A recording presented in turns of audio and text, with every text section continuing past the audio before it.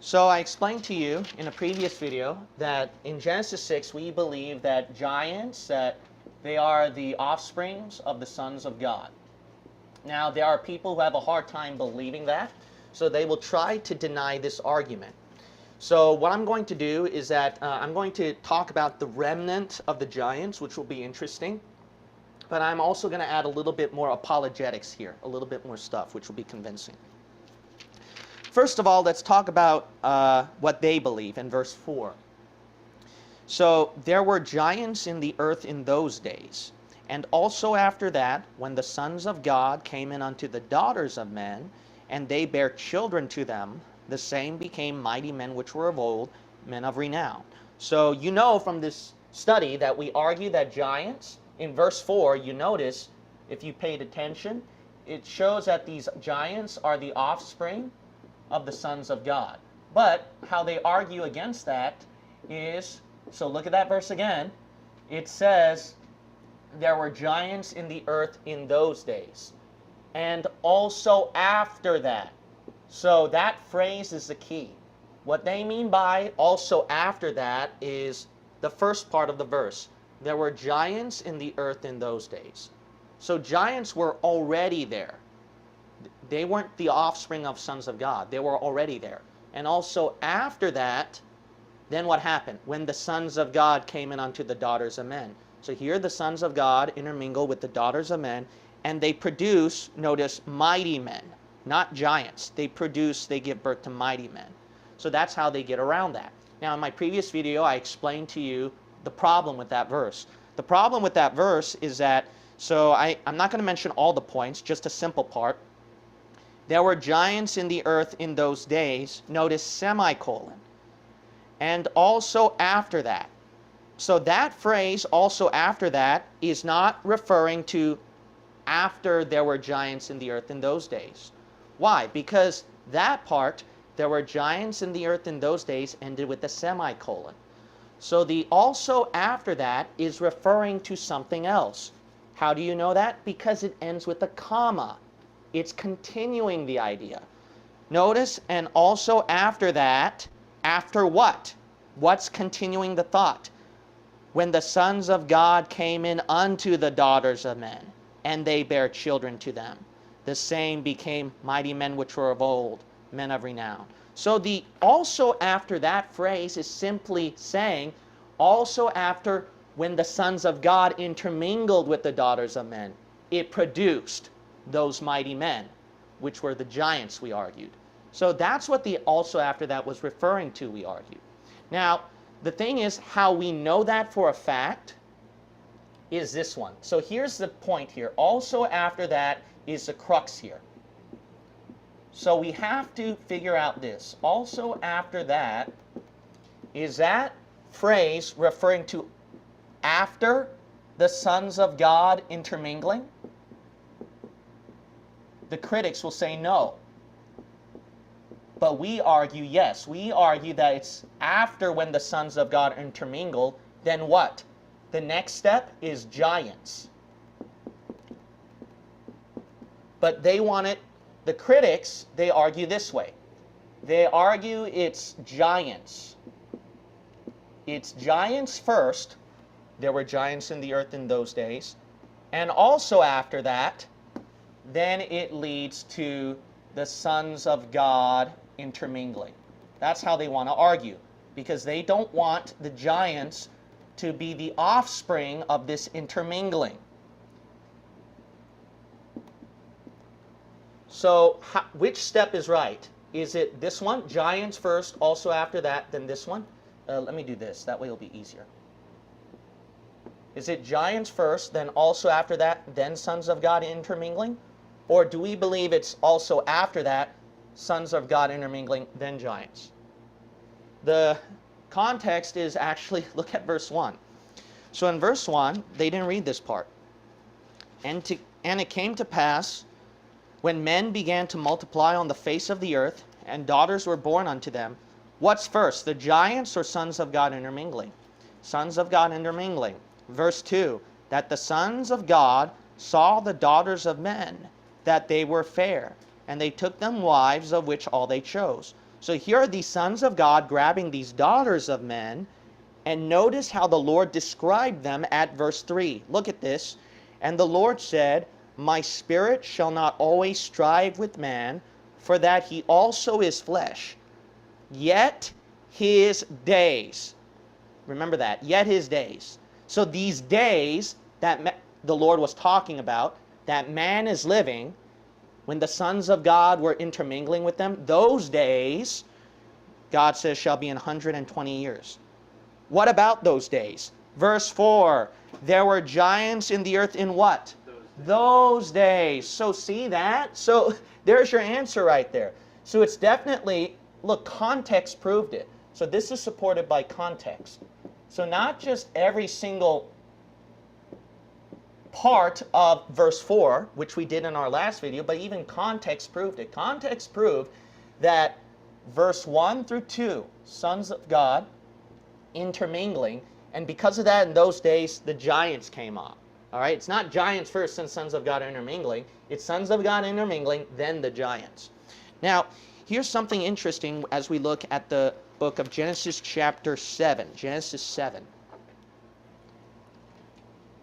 Now, isn't it interesting that in Genesis 6, what did God say? God said that the end is come of all flesh, right?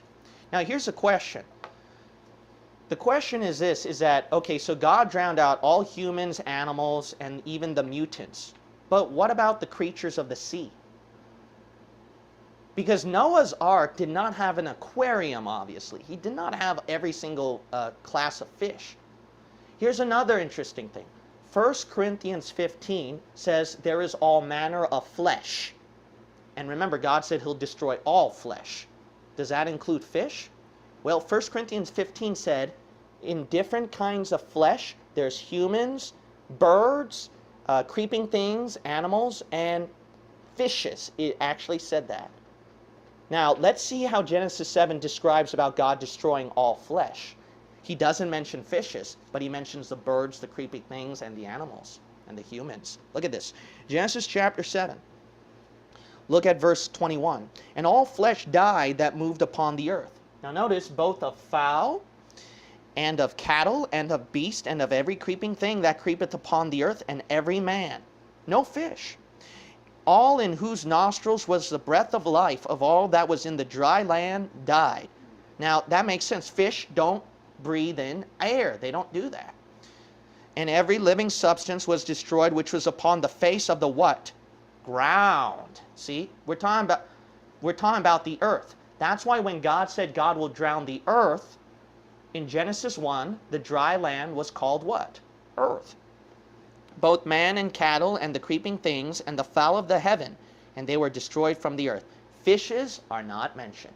So here's the thing.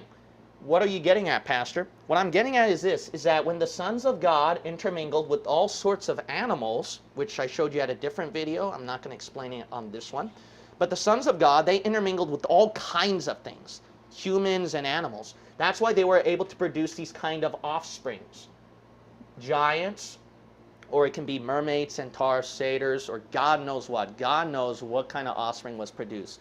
Maybe some weird aliens, reptilians. But here's the thing, is that these people survived. Because how do we know they survived? Because look at the book of Deuteronomy. Deuteronomy chapter 2. Deuteronomy chapter 2. You know what the Bible says? The Bible didn't say just giants. It didn't just say it that way. It says remnant of the giants. Do you know what remnant means? Remnant means leftovers that survived. And that's really apparent when you look at the word remnant about Israel for the tribulation. God says a remnant shall be saved, remnant, remnant. Why? Because in the tribulation, at the end times, a lot of them are slaughtered. And there's going to be some that survive. So what did these things survive through? See that? Look at Deuteronomy. Notice what the word God says at chapter 2. And look at verse 20.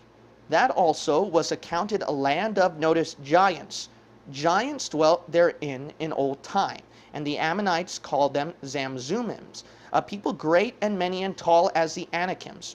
But the Lord destroyed them before them, and they succeeded them, and dwelt in their stead. Also look at chapter 2 and verse 10. The Emims dwelt there in time past, a people great, many and tall, as the Anakims. Okay, so we see right here that there's this group of giants called Anakims right here. So remember these guys. These bad boys are going to come out pretty important for surviving, actually, these Anakims. Now look at chapter 3. Chapter 3. And notice this is not just some ordinary giants, like really tall people of today. This is something more than that. It's like little abnormal. It's like supernatural. We're going to look at Deuteronomy chapter 3 and look at verse 11. For only Og, king of Bashan, remained of the what? Remnant of giants. Giants that survived. And you got to realize this. Moses was long before Joshua.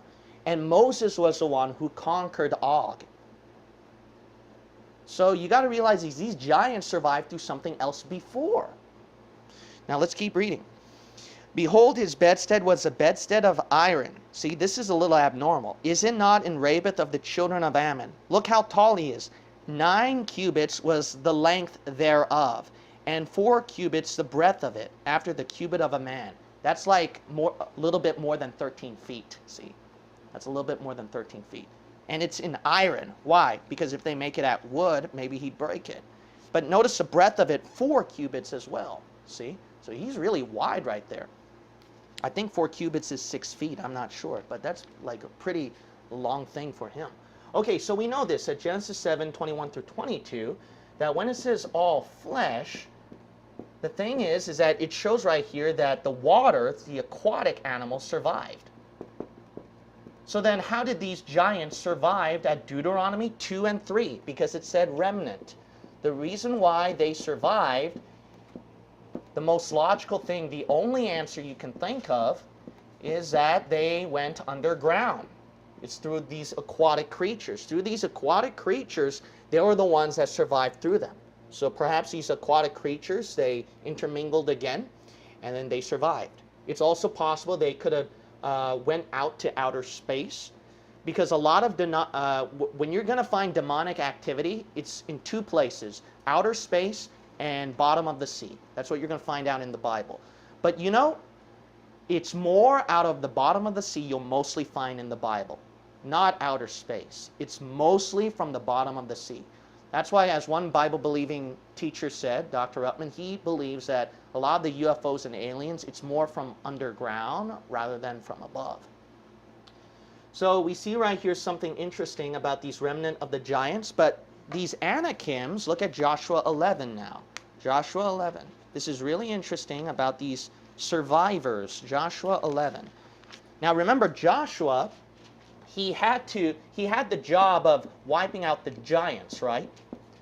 Moses got rid of the first part of the remnant, and then Joshua was the one next after that. But then you got the story of David and Goliath. You also got the story of Goliath's brothers who have 6 fingers and 6 toes, which is somewhat supernatural. So what happened here? I'll show you something here. Look at Joshua chapter 11. Look at verse 21. The Bible tells you why Goliath survived. The reason why Goliath and the other giants survived is, and at that time came Joshua and cut off the who? Anakims from the mountains. Remember those guys? These bad boys, the giants, Anakims? Now look at this. From Hebron, from Debir, and from Anab, and from all the mountains of Judah, and from all the mountains of Israel, Joshua destroyed them utterly with their cities. There was none of the Anakims left in the land of the children of Israel. Only in where? Gaza. That's the Philistine city. In Gath. Remember Goliath of Gath? That's the Philistine city. And in Ashdod. That's Philistine. There remained. That's why they survived right there. So we see right here how they were able to survive is because these Anakims. So if you want to find leftover of remnant, the closest clue you're going to get is in that location of Philistine.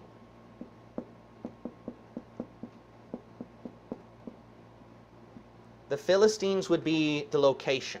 It's also possible perhaps the Antichrist can come out of that region, because I do know that there are some typologies of Philistines.